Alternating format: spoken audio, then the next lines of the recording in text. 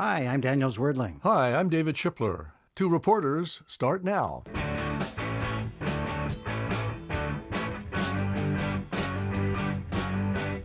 Hi, Dave. Hi, Danny. How are you doing? Great, thanks. And here's our mission today. Ladies and gentlemen, David K. Shipler is going to tell us about his brand new novel. Ta-da!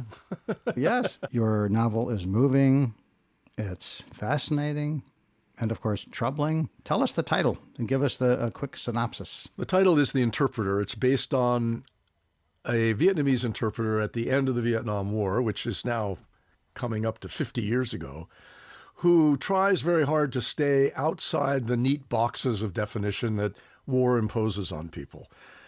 He tries to be a patriot that transcends the conflict. And at the end, he's got to make a decision. And that decision is whether to stay in his beloved homeland, Vietnam, or flee to the United States. He has the choice because Vietnamese who worked for Americans, whether for the embassy or for journalists or for private companies, were flown out if they wanted to be in a fairly secret operation. And Lon had to decide. I won't say how it all went down in the end. No. Don't give away. Don't give away the ending. But he has that choice. He does face that decision.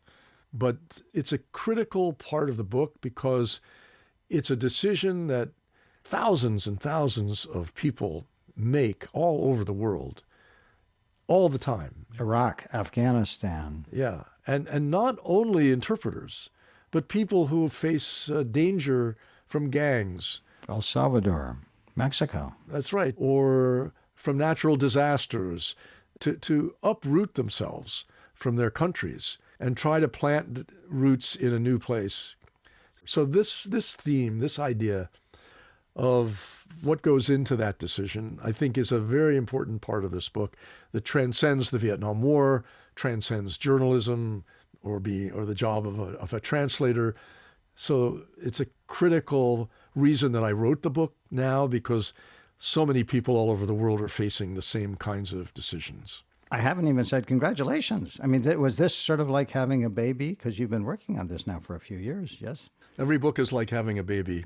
The first one I ever did, mostly I've written nonfiction, was Russia. And when it came out and I held it in my hands, I kept circling around it, going back to look at it. I felt like, the way I felt with the baby. I didn't have to get up in the middle of the night.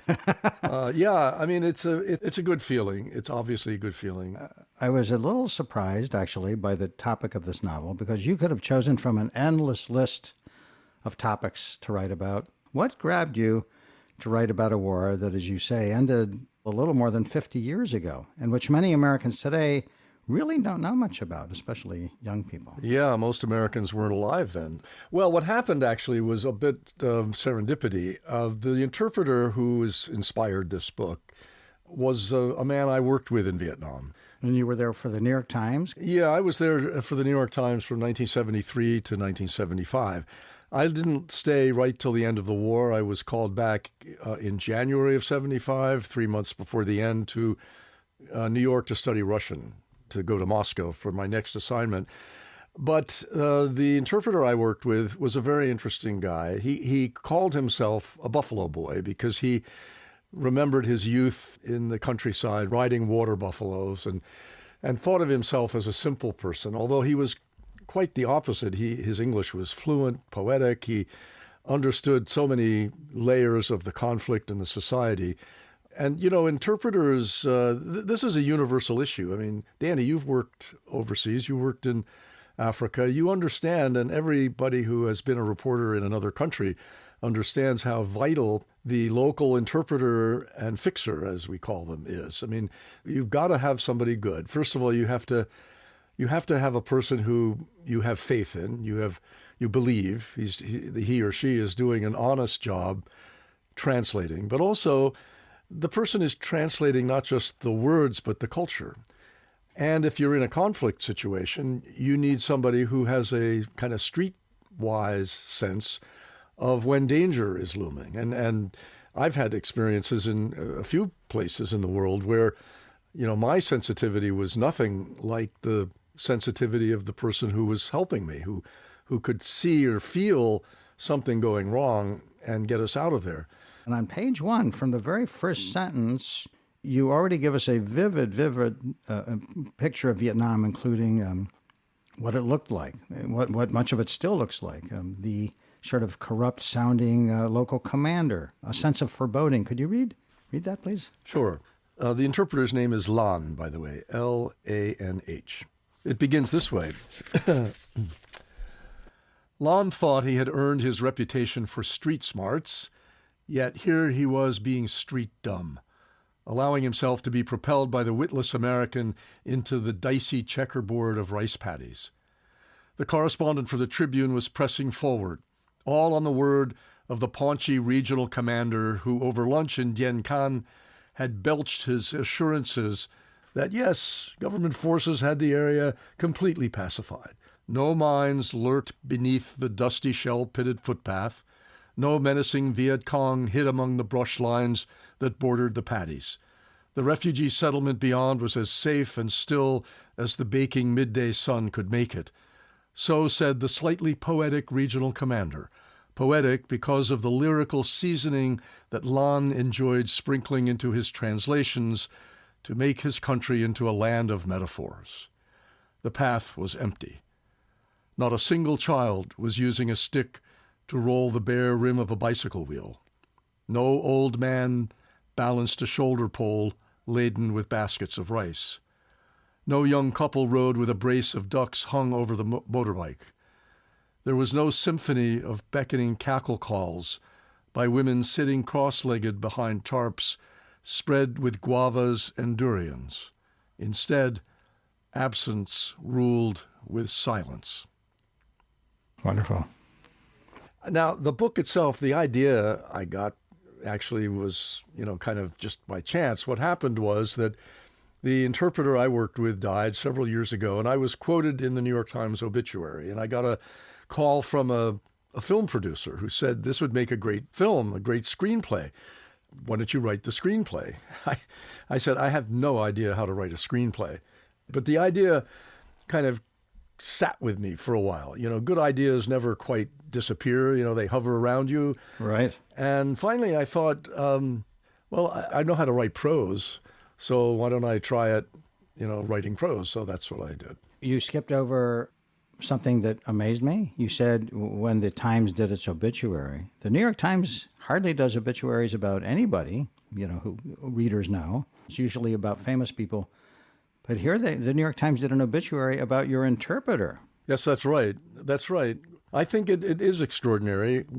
Some of us who worked with him suggested it, and were very happy that it happened. I mean, I actually wrote a piece on my newsletter, my blog, the Shipler Report, about him, and that was also seen, I think, by somebody at the paper. So, I think we should do more of that, or the Times. I say I don't work for the Times anymore, but I think the Times should do much more of that kind of putting the spotlight onto people who are unsung heroes. I mean, they are in the background, they're behind the scenes. I mean, every time you see a story, whether it's in a newspaper or you hear it in a broadcast or you see it on television about a war, you have to understand that there are people behind that story who are risking their lives and struggling with their identities to bring that information to you.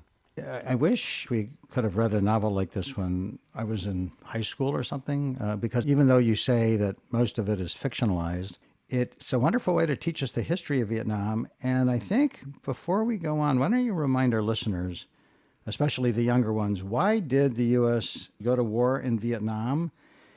And why did everything go so horribly wrong? Can you give us like a 60-second history? Well, that's a challenged 60 seconds. But essentially, not to go through the entire history of Vietnam, but, Vietnam was a French colony. And after World War II, the U.S. basically invited France to come back and reoccupy Vietnam. It had been occupied by the Japanese during the Second World War. And ultimately, the French fought a war against Vietnamese communists who were patriots, even though they were allied with communists. The Chinese were helping them and so forth. Well, Vietnam was partitioned into two countries, North Vietnam, communist ruled, and South Vietnam, which was pro-American, pro-Western. And when the North Vietnamese tried to take over the South, the United States felt that the spread of communism around the world was being entertained here. And we were very much afraid of Soviet and Chinese-led communism. So we fought on the side of the South Vietnamese to protect them against the North Vietnamese communists. I think it failed for a lot of reasons. One was that I don't think we understood what the war was really about for the North Vietnamese. It was, first of all, in their minds, an anti-colonialist war. They had kicked out the French, and now they wanted to kick out the Americans. And secondly, it was a kind of a civil war. It was Vietnamese against Vietnamese. And a lot of the Vietnamese in the South sympathized with the North, actually. So we kind of jumped into it without really understanding that. And I think also the way we fought it with conventional weapons, Air Force and tanks and all that kind of stuff. Massive bombing campaigns. Massive bombing of the North. Dropping napalm that burned up the whole countryside. Yeah, and Agent Orange, which defoliated swaths of Vietnam and have created terrible birth defects now, even into the third generation. It was an asymmetrical war. I mean, the North Vietnamese didn't have planes. They had people on the ground who came down and infiltrated the South. They dug tunnels under American and South Vietnamese military bases. They could come up through those tunnels. And you can visit them today, by the way, the Cu Chi tunnels, if you'd like, to see what they were all about. I mean, they were kind of like the American revolutionaries versus the British. That's kind of the analogy I think of. And the Americans like wars that we're winning, but they don't like wars that we're losing, and we were losing this one, or at least not winning it. And lots of Americans got killed, 50,000 American soldiers, and 2 million to 3 million Vietnamese. I was astonished in fairly recent history to learn that it was 2 to 3 million Vietnamese died, civilians, fighters. Yes, that's right. That's right. And of course, a big part of the protest movement in the 60s was about the fact that already then we knew that the American officials were lying about what was going on in Vietnam. Well, they were. There was no question that they were, and we were not winning. We were being, just dragged down. And there was a sense also that we were maybe not legitimately there. I think one of the powerful things about your novel is that it reminds us that much of this is true, maybe all of it is true of any war that the U.S. gets involved in. Iraq, Afghanistan. As we talk, there's a controversy in the United States about Trump's attack on the Houthi rebels in Yemen. The government is not giving any details about what they really did and what happened as a result. And you do a beautiful job portraying that by focusing on Vietnam. You also do I love how you portray the crazy, really bizarre mosaic of life in Vietnam during this stage. On the one hand, people are killing and getting killed in the jungles. Meanwhile, there are lavish parties in Saigon, the southern capital, where, Americans who are still there are playing at the tennis club in their tennis whites. And there's still this cacophony of life going on. Can you read the top of page 9? Page 9, yeah. You and your interpreter are driving down this road crazy with traffic, and anybody listening who's been to Southeast Asia or India or many countries will recognize this scene. Riding back down the coastal highway in the Bureau's dented Fiat, Lan behind the wheel, they sat quietly for a while, pen leafing through his notebook, redoing his scribbled handwriting. Lan negotiated among the bikes laden with large tin boxes, bundles of firewood, baskets of brass shell casings, slabs from wooden ammo boxes, mangosteens, bananas, the newest harvest of rice, and whole families of children wedged between parents, the land's rich bounty mixed into the detritus of war, with nothing discarded and everything put to use. One of the most vivid pictures for me of being in countries like Vietnam is seeing those families, like on a motorbike, a husband, wife, and in between, like 5 children. With stuff piled high, goods they were transporting, selling.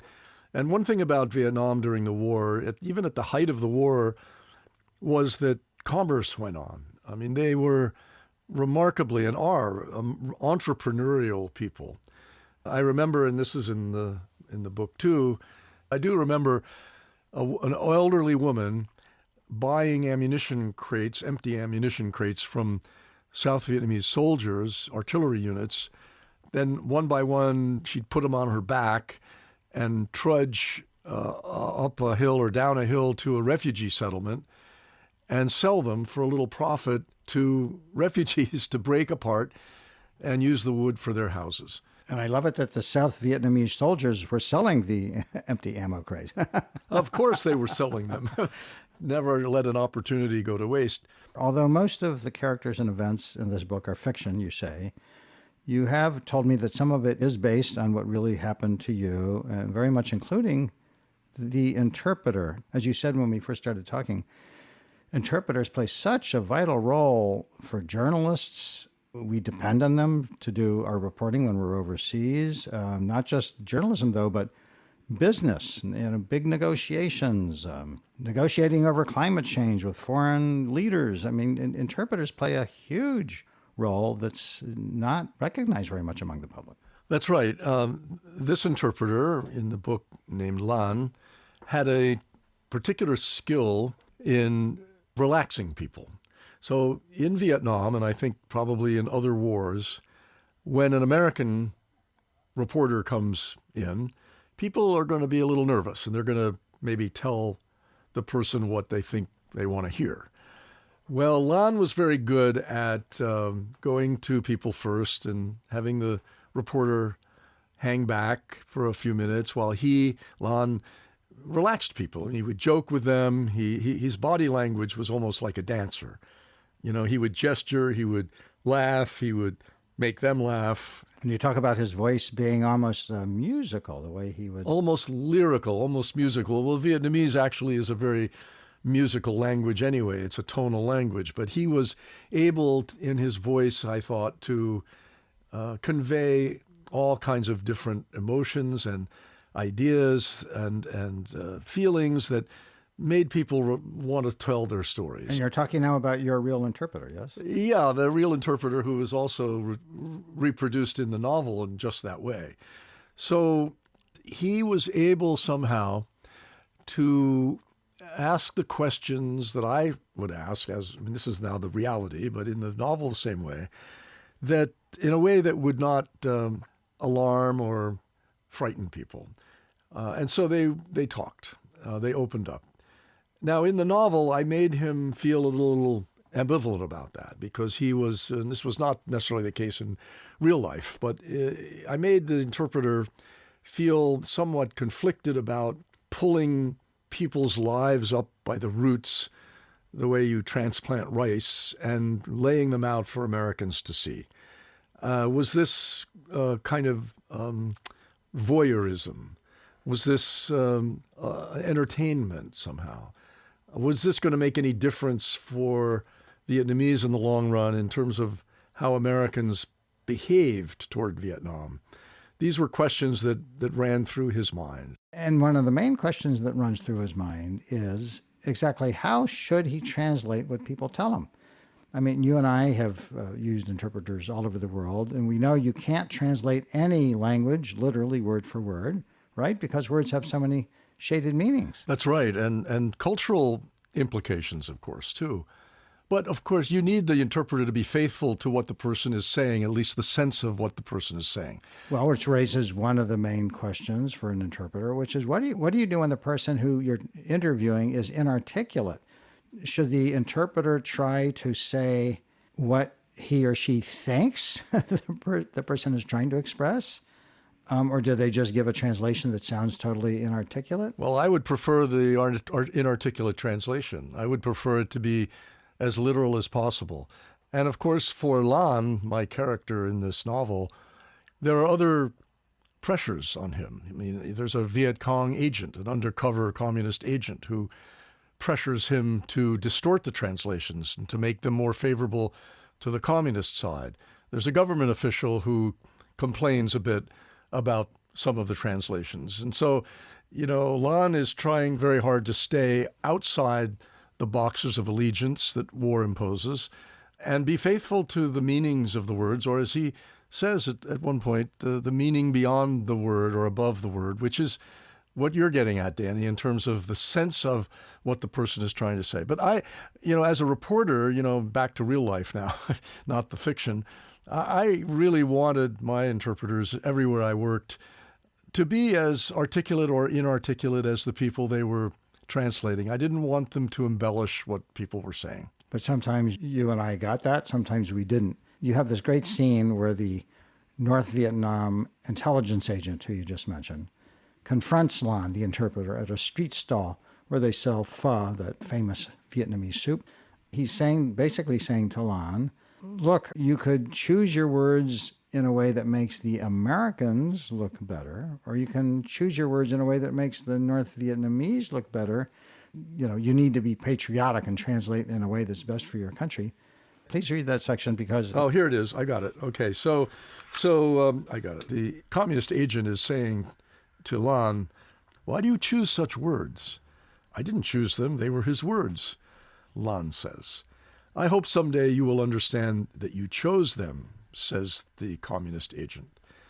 I don't choose other people's words, Lan says. Oh, really? They are all poets speaking so beautifully? Lan hesitated. Then, with the slightest quaver, I translate what they say. Do you now? Every word is so elevated? And then Lan says, every word has meaning above itself. I give the words true meaning. True meaning? Says the agent. Not literal meaning? I think you are putting gold leaf on a pagoda to hide simplicity. Well, that passage and others like it made me think of the dozens and dozens of interpreters I've worked with over the decades. And one that came immediately to mind was in the mid-1980s, I was in the desert in Chad. This was during that horrendous famine in the mid-80s where Americans saw pictures of starving Ethiopians. Yeah. And I went with my colleague to Chad to convey the fact that Ethiopia wasn't the only place affected by this horrendous drought and famine. It was a huge, huge swath of Africa. So we're out in the desert. It looked like Bible times. You could make a movie there about Moses. And we're interviewing a woman in a hut about how she's coping with the drought. What's she doing to help her family survive? So I have a British woman who speaks good West African French, and she translates my English questions into West African French. Then we have a local man who knew pretty good West African French who translates the questions into the tribal language. Wow. That the woman was talking in her thatched hut. So I would ask a question, it would go through many layers of translation, then the answer would come back. And the first problem was that it would be as though I would say, well, what time do you get up in the morning? I mean, I'm making this up. And then the answer would be, I love oranges because I like the fruit. Yeah, right. It's like, wait, that's not what I asked. And then the biggest problem that would happen is that the woman would give a long answer. She'd be going on very animatedly, and then the translation would come back. She says life is difficult, but she is trying to survive, period. It's like, wait, she just talked for like 2 minutes. And the opposite would happen, where she would give a 2-word answer, and then the local man would give a very long, flowery answer. Yeah, well, that's such a problem. So the interpreter and the woman started arguing just among each other, like they left us out of it. And the British woman, who was a very accomplished development specialist, she turned to me and she said, I'm not really following what's going on, but I think the man is telling the woman that it's improper for her as a woman to be expressing these opinions. Oh, boy. I think that there's a plus to this, though, and let me just throw that out about the interpreter, which is that if you don't speak the language and if you need an interpreter, you are perhaps, if the person is really good, getting a richer account of the reality than you would get all by yourself if you spoke the language.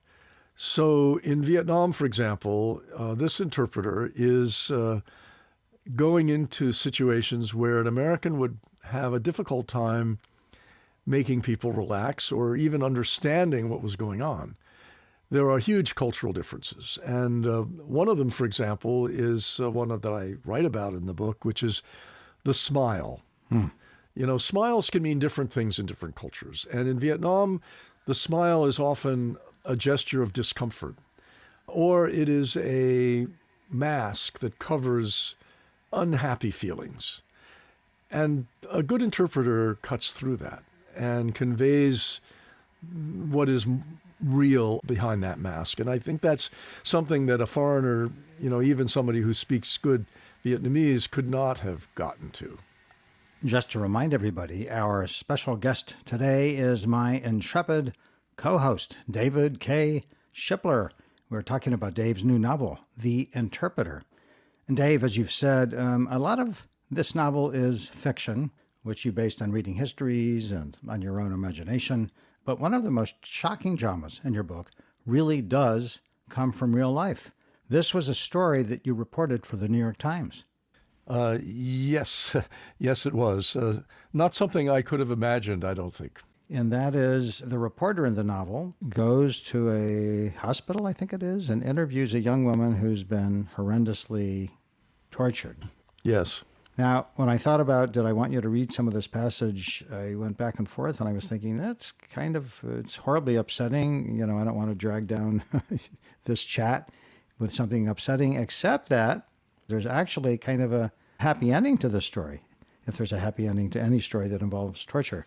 Can you tell us about what happened and read the passage on page 156? 156. Yes. Well, what happened was that the correspondent gets a tip-off that there's a woman in a hospital who has been terribly tortured. By whom and for what reason? Well, the story was that she was picked up by the police as a suspected Viet Cong sympathizer or activist at a market. And, why they picked her up was unknown to her. Maybe a cousin was involved with the Viet Cong. There were a lot of political arrests in South Vietnam that didn't have a lot of common sense to them. If somebody said something about somebody, and the police would go and pick up the person and question the person under torture, really, to try to get information about Viet Cong sympathizers and that sort of thing. So the reasons were not clear to her why she was picked up. So the correspondent, who has the nickname Pen, so he and Lan go in, and she's there shackled to a stretcher on the floor, as if a casualty of combat. And here's the passage. Her legs were covered with a blanket. She looked spent, but she smiled in relief when she saw Pen. "Thank you," she said. "I thought nobody knew." It was always Lan's policy to say clearly that he and Pen were journalists for the Tribune writing an article, never allowing people to assume otherwise. So if this precarious woman imagined that Pen was an authority with the power of rescue, Lan never let her hope take flight. She nodded as if she already knew who Pen was, and expected nothing more than publicity, which might at least make the Saigon regime take care. When she said Saigon regime, quote unquote, Lan knew which side she was on. I have to insert there that in that war there was different vocabulary depending on which side you were on. There were different words for government, for village, for hamlet, for province. I mean, each side had its own lexicon. So you could tell right away. Speaking as softly as possible, Lan collected the scattered fragments of her story. She was 26. In the market one morning, a woman she didn't know came to her, spoke nicely with her for a moment, then walked off. Minutes later, 4 men in plain clothes grabbed her, shoved her into a police van, and took her to an interrogation center in Kien Quang.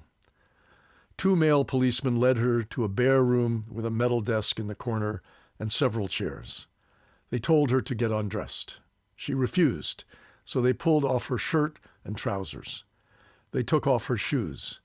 One beat her with a stick, stinging blows on her chest, back, and stomach. When she cried out, one covered her mouth with his hand. When she started to fall, he yanked her upright by her hair. They attached electrodes to the ends of her 2 index fingers and led the wires from an old cranking telephone. They moved the electrodes, one to her nipple, one to her vulva. Pen did not know it at the time, but American soldiers who used this method had called it the Bell telephone hour. The interrogators shouted, "Confess!" When she did not, they cranked. The shock and pain rippled like a burn through her entire body. When she continued to resist, they covered her mouth and nose with a handkerchief and poured bucket after bucket of soapy water into it. When her belly swelled from the water, they kicked her in the stomach. With their hands under her rib cage, they picked her up and dropped her. They tied her legs apart and kicked between them, she told Lon and Penn, without a flicker of embarrassment. They put a live meter-long eel up her vagina. And as she said this, she winced as if it were being done again. She bled for 10 days straight. They kept taking her back and forth between the hospital and the interrogation room. Now she could barely walk. Penn noticed something. Lon's voice wavered as he translated, this time without his usual poetry. There was no metaphor in what he had Hua saying, just a spare account, as if she had crossed some barrier and left terror behind. She seemed, through Lon, to be looking at herself from the outside. Penn felt a pang of envy at her detachment. He glanced from his notebook to the handcuffs that shackled her right wrist to the bar of the stretcher and saw engraved in the shiny metal, "Made in USA." When her mother entered the room, Hua's steadiness ended. Tears flowed and her whole body shook as her mother bent to hold her as thoroughly as the stretcher and cuffs would allow. Penn stood aside, but he had more questions of the kind he didn't want to ask, to let her affirm or deny her affinity for, quote, the other side. Why did she think the police tortured her? Partly for fun, she said. What are your political views? Before, nothing. Now? Her mother shot her a glance of warning, and Hua said, now I can't say. Min was in Lon's head, editing, and Lon was pushing him away. Then, just inside the door to the room, a man with a worried face appeared. He looked too clean, Penn thought, in a sparkling white shirt and dark trousers. You are not allowed to question a prisoner, he said to Penn. Please come with me. So that did happen. That did happen, actually. I did interview a woman who was shackled in a hospital and described her torture just that way. And what was interesting, as you alluded to, Danny, is that I've kept in touch with her all these years. I went back to Vietnam in 1997, and I got together with her. Unbelievable. And had lunch, and she had become a low-level municipal official in the communist government of Ho Chi Minh City.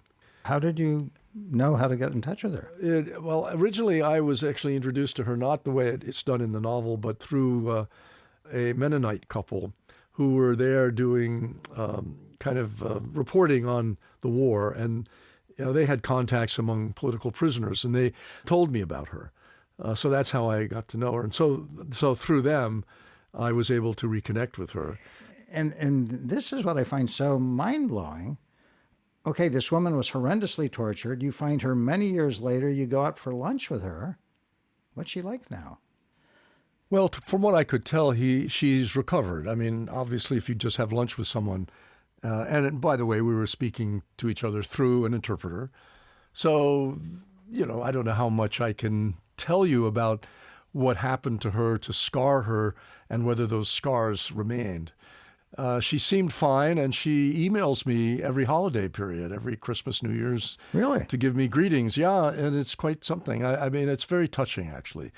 I think she probably gives me more credit than I deserve for rescuing her. Well, what did she say to you? Well, what did she say to you?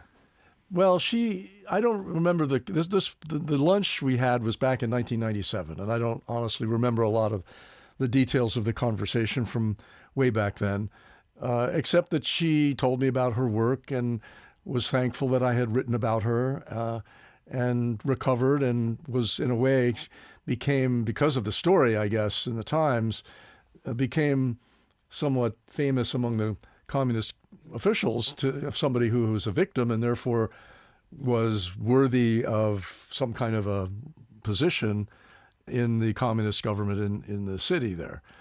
And then the subsequent emails that she sends every year are very brief and just wishing you happy holiday, that sort of thing. And then I send back an email wishing her a happy holiday. And, the most we'll say to each other is, we're okay and, glad to hear from you. Wow. And you did a series for the New York Times about how the South Vietnamese tortured people, right? That's right. And actually, that part of the novel is true, that the correspondent then decides this is part of a larger story. And part of the larger story is that American troops helped teach these torture techniques to the Vietnamese. Yeah, that's right. And sometimes we're present during torture. I mean, the Bell Telephone Hour story is true, that American troops did call it that. They used these crank telephones. Anyway, so this woman gets, she sends me an email every Christmas and New Year's time and says, happy holidays. So it's one of those kind of unusual, I'd say, relationships because, and if I go back to Vietnam, which I'm hoping to do, I will definitely get in touch with her and sit down with her and see her again. Boy, after you're arrested like that and tortured, that's kind of like a wake up call, isn't it? I mean, that you can really make enemies that way. And the Americans and South Vietnamese government made a lot of enemies. While you were reading that, I started thinking about something going on right now in the United States, which is not torture in that sense, but the stories we've been hearing in recent weeks about the Trump administration rounding people up, accusing them of being, dangerous criminals while presenting no evidence. And to the contrary, some lawyers are presenting pretty compelling evidence that that's not true, at least in some of the cases. They've been rounded up, forced to bend over in shackles, sent to a horrific prison in El Salvador, where people are essentially tortured. So it's not so far from what's going on in the United States right this second. Well, that's right. I mean, and we're not even at war, contrary to what Trump says. We're not in a war. We're not in an existential survival mode. I mean, not to excuse the South Vietnamese, but they were terrified of the communists who had a lot of people who expressed affinity for them in the countryside, especially. And I think one of the things that I learned about the whole situation in the process of doing the series on political prisoners and torture was that the arrests were pointless because they didn't seem to be based on any real evidence, just as these arrests and deportations of Venezuelan supposed gang members are based on obviously very thin, contestable evidence, so-called evidence, a tattoo that actually is a tattoo for a Madrid soccer team, that sort of thing, a hand signal in an old 10-year-old post that meant love. I mean, really. And I think that in South Vietnam it was similar. That is, people whose, second cousins might have been in the Viet Cong were arrested and that sort of thing. So that was kind of the situation there, which of course undermines the government's authority. And I think that's kind of what might be happening in the United States as well. Scary. But let's shift gears for a moment and move to something uplifting. And I'd love to hear, how do you write a novel in the first place? You and I spent most of our careers reporting. We dug up facts. One fact would lead to another. And I've always found that comforting, actually, because I feel that if there is a fact to be found somewhere about something, I'll probably be able to find it. And you and I had a mantra for our careers. We won't write a single word that we can't document and corroborate. That's right. So how do you write a novel? It is a different experience. I think it taps a different part of the brain to write fiction. I find it liberating in the sense that I can make up quotes. I mean, as a journalist, I can't make up quotes. They have to be absolutely precise. But anyway, I think that in a way it's liberating. I understand what you're saying about it's being terrifying because you really rely on your own imagination primarily. So I do draw a lot from my own experience. I would bet you most novelists would say that as they step from reality into unreality, they take bits of reality with them, their own experiences with people they've known, with their own inner thoughts and characters. And so that certainly happened with this book. But I did have the liberating experience of being able to create characters and scenes and episodes that informed the story without being attached to reality in any way. And what I tried to do in this book was to really get inside the mind of the character, of the interpreter, whom I mostly invented. Actually, I've discovered since writing fiction that when I invent a character, I know more about that person than I know about any real person in my life, because I know all about the internal thoughts, the backstory, the foibles, the self-criticisms. I kind of have felt, and I don't know if you would agree with me about this, Danny, or whether many other reporters would, but I've kind of felt that nonfiction can take you only so far in portraying the truth. That there's a deeper truth in any situation, that nonfiction, with its absolute rules about verifiable facts and precise and accurate quotes, just can't quite reach. And that when you live in a country and when you live in a society, whether it's your own or a foreign country, and you get deeply enough into it and you understand things about it that you can't document with a footnote, you can portray in fiction. For example, in this novel, there are dreams, and the dreams are significant. The dreams have meaning. Well, there's no way as a nonfiction writer you can do that unless the person you're interviewing happens to tell you about dreams. But for me, the dreams were very important because I'm getting into inside the mind of the interpreter. I'm getting inside his thoughts. If I'm understanding you, what you're basically saying is that there are certain really profound truths that we sometimes think we know and do know that you can't convey using normal journalistic rules. I think that's true because a journalist almost never gets as deep as a novelist gets. I think one of the reasons that some literature is great, I'm not saying this is that it does get at truth in a way that nonfiction can't. I mean, look at Shakespeare and the truths about people's foibles and their conflicts. And Greek tragedies. Greek tragedy, for sure.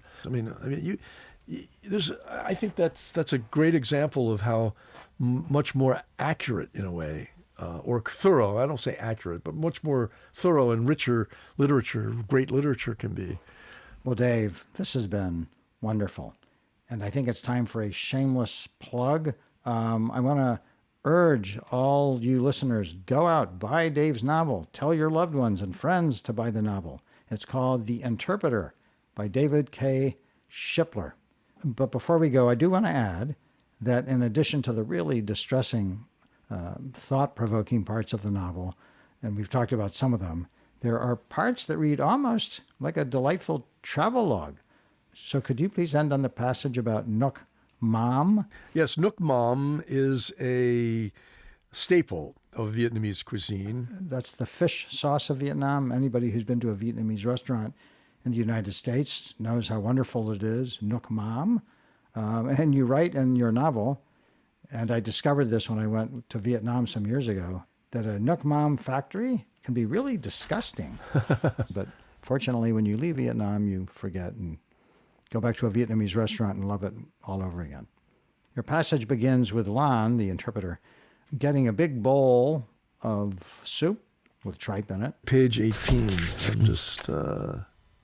Yeah. Lan suddenly made a private vow to take Pen to a place where they made Nuoc Mam, to see if Pen would be repelled, shocked, and sickened, or would he be hit with stunned admiration at the process of producing the rotten-smelling fish sauce, the amber treasure of Vietnamese cuisine. Add a few circular slices of red peppers when you're about to eat, pour it on your food or dip a slice of pork into it, and make every taste vibrant. Penn had been happily eating Nookmom, but what a wicked test to show him the art of its creation. Then a little later, you have a passage where Lon actually takes Penn and his wife to the factory. So they can see how it's done, behind the scenes. The village was humble and sad by its look, but the smell in the pitted street beside the factory was alive and bracing. Inside, the fishy assault slammed Penn and Julie like a putrid storm of ancient decay. "Oh, God!" Julie brought her hand over her nose. "Wow, pretty strong," Penn said, and blinked his stinging eyes. "I'm not sure I can stay here," Julie said softly enough that she hoped Lon hadn't heard. He pretended not to and forced down a smile. Aside from the odor, the visitors found a sweet welcome. The owner greeted Lon like an old friend and presented his daughter, who shook hands as if she were in charge. They walked them proudly through the process. 4 great wooden vats sat atop a platform. From each, a peg-like tiny spout hung over a wooden barrel covered with a circular piece of plywood, open, with a small slice directly below the little pipe. The stench made Penn's eyes water and kept Julie's hand over her nose and mouth. The father and daughter gave the tour like partners in a duet, interweaving their sentences so that Lon's translations had no source but the responding melodies of the mingled voices. First, fish were mashed and put into the upper vats, they explained. Small sardines were preferred, but when the U.S. Navy was here, firing on fishing boats they thought were smuggling weapons for the VC, it had been difficult to get fish from the sea. Using freshwater fish required added salt. The mash of fish and salt fermented in the upper vats for several months, about 6 months, ideally. Julie felt like retching. Penn began to get interested. Then the little spouts were opened, and the liquid drained down into the lower barrels. That liquid was then poured back into the upper vats and allowed to sit for 3 months more. Then drained again, then poured back. The best Nookmom would take a year, the daughter said with a charming smile. Lon was watching his Americans. Julie had to leave, get outside, find some healthy air. Penn was scribbling notes now, thinking of a story. "Amazing," he said. "Fabulous. Something so delicious from all that rotten fish. Who could imagine?" When Lon translated, the father and daughter smiled and bowed in appreciation for the appreciation. "The passage of time seasons all of life," the father said, according to Lon. Penn wondered again how it was that all Vietnamese spoke in poetry. So what? Lon makes the quotes delicious. David K. Shipler is the author of the brand new novel, The Interpreter. Well, thanks, Danny. I really appreciate your allowing me to be on our show. We are honored. Are you going to do an audiobook version? An audiobook is being done by a wonderful Vietnamese actress. Wow. Who has done other books about Vietnam novels, and she is great. And I asked them to try to get her, and they've succeeded. Because we need somebody who can pronounce the Vietnamese words properly, which I cannot. That's fabulous. Well, that's it for this episode of Two Reporters. You'll find us on Apple, Spotify, Stitcher, or pretty much any leading podcast site. And we hope you'll check out more of our work at tworeporters.org. I'm David Tripler. And I'm Daniel Zwerdling. Please join us again soon for another episode of Two Reporters. Bye-bye.